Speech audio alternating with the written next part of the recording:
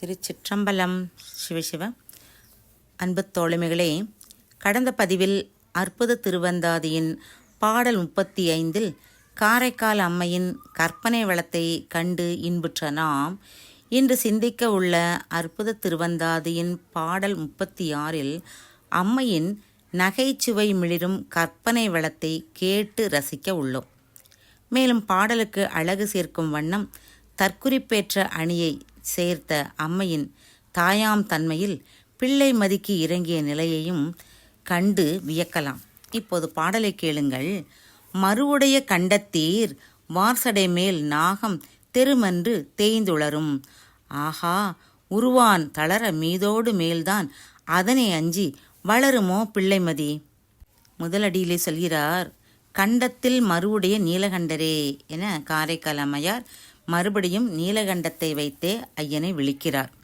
உமது நீண்ட சடை மேலுள்ள பாம்பானது தன்னை கொன்றுவிடும் என்று வருந்தி மதியானது தேய்கிறதாம்.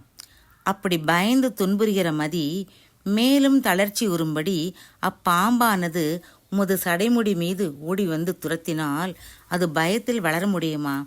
இப்படி காரைக்கால் அம்மையார் தாயாம் தன்மையில் பிள்ளை மதிக்கு இறங்கிய நிலையை இந்த பாடலிலே காரைக்கால் அம்மையார் நமக்கு காட்டுகிறார். இறைவனது திருமுடியிலே உள்ள பிறை வளர்தலும் தேய்தலும் இன்றி என்றும் சிரஞ்சீவியாக உள்ளது.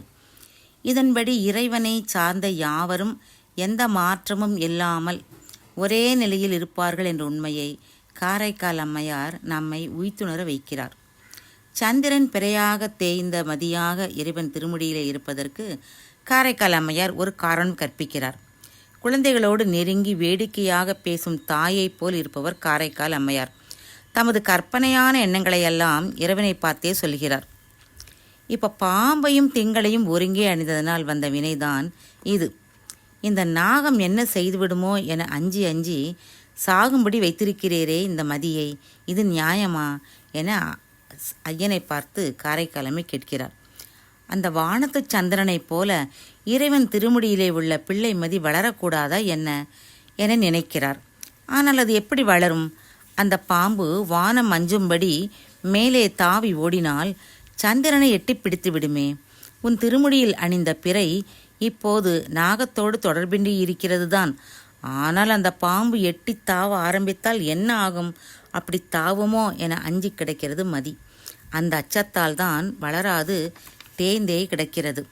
பெரிய வானத்திலே மதியை விழுங்க வரும் பாம்பு சிறிய சடையில் ஓடி மதியை விளங்குவது எளிய செயலல்லவா? இப்போ காரைக்கால் அம்மையார் ஐயனை பார்த்து சொல்கிறாள், பிள்ளை மதி இன்னும் மானையால் வளராது இருக்கவில்லை, பாம்புக்கு அஞ்சியே வளராது உள்ளது. இப்படி பாம்பையும் மதியையும் பகை தீர்த்து உடன் வைத்திருப்பதை பழிப்பது போல புகழும் அற்புதமான பாடல் இது.